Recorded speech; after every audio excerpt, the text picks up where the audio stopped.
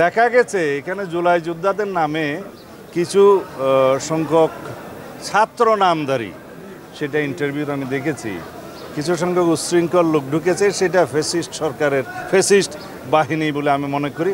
এবং আওয়ামী ফ্যাসিস্ট বাহিনী যে এখনও সমস্ত জায়গায় এই বিভিন্ন ফাঁকফোঁক করে বিশৃঙ্খলা সৃষ্টি করার চেষ্টা করছে, সেটা গতকালকেও দৃশ্যমান হয়েছে। এখানে কোনো জুলাই যোদ্ধা, সঠিক কোনো জুলাই অভ্যুত্থানের সাথে জড়িত কোনো আমার মনে হয় কোনো সংগঠন অথবা কোনো ব্যক্তি জড়িত থাকতে পারে না। সংস্কৃতিতে পরিবর্তন আনতে চাই, সেটার চর্চা শুরু হয়ে গেছে।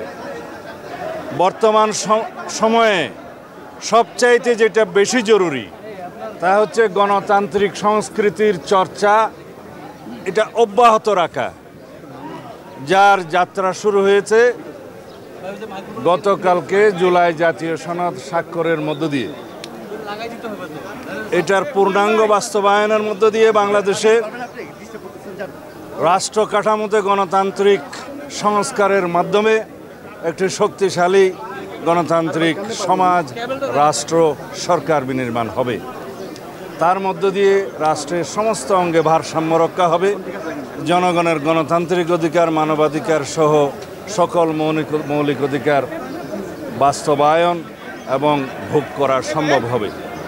আমরা সেই জন্য নতুন যাত্রা শুরু করেছি। আমরা সবাইকে, সমগ্র জাতিকে, সকল জনগণকে আহ্বান জানাবো, ধৈর্য, সহনশীলতা, গণতান্ত্রিক সংস্কৃতি চর্চার মধ্য দিয়ে যেন আমরা এগিয়ে যাই। তাহলেই আমরা সত্যিকার অর্থে একটি কার্যকর, শক্তিশালী গণতান্ত্রিক রাষ্ট্র বিনির্মাণ করতে পারব। আমাদের শহীদের আত্মত্যাগ এবং রক্তদান সফল হবে। ধন্যবাদ। একটা প্রশ্ন ছিল, সেটা হচ্ছে গতকাল অনেক রাজনৈতিক দল স্বাক্ষর না করার কারণে আগামী নির্বাচন তার কোনো প্রভাব পড়বে কিনা, শান্তিপূর্ণ নির্বাচনে এর কোনো নেতিবাচক প্রভাব পড়বে কিনা আপনি বলে মনে করেন কিনা? আমার জানা মতে এনসিপি এবং 3টি কি 4টি বাম রাজনৈতিক দল স্বাক্ষর অনুষ্ঠানে যেতে পারে না। আমি বলবো না স্বাক্ষর করেনি, স্বাক্ষর করার সুযোগ উন্মুক্ত আছে। আশা করি তারা ভবিষ্যতে সনদে স্বাক্ষর করবেন।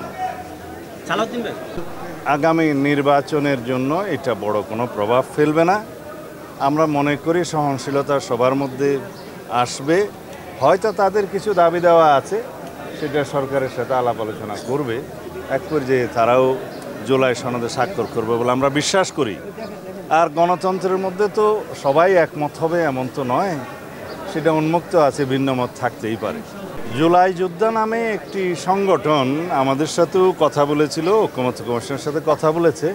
তাদের একটা যৌক্তিক দাবি ছিল, সেই যৌক্তিক দাবিটা পূরণের জন্য আমি নিজেও স্ট্যাটাস দিয়েছিলাম, কথা বলেছিলাম, এবং সেটা ঐক্যমত্য কমিশনের সভাপতি প্রফেসর আলী রিয়াজ সঠিকভাবে অ্যাড্রেস করেছেন, সেটা প্রেসে বলেছেন এবং সংশোধন করেছেন। এরপরে তাদের অসন্তোষ থাকার কথা নয়। যে সমস্ত বিশৃঙ্খলা হয়েছে আমরা খোঁজ নিয়েছি, এটা তদন্তনাধীন আছে।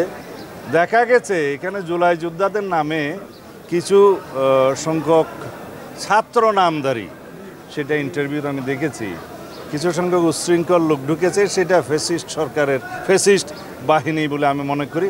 এবং আওয়ামী ফ্যাসিস্ট বাহিনী যে এখনও সমস্ত জায়গায় এই বিভিন্ন ফাঁকফোঁক করে বিশৃঙ্খলা সৃষ্টি করার চেষ্টা করছে, সেটা গতকালকেও দৃশ্যমান হয়েছে। এখানে কোনো জুলাই যোদ্ধা, সঠিক কোনো জুলাই অভ্যুত্থানের সাথে জড়িত কোনো আমার মনে হয় কোনো সংগঠন অথবা কোনো ব্যক্তি জড়িত থাকতে পারে না।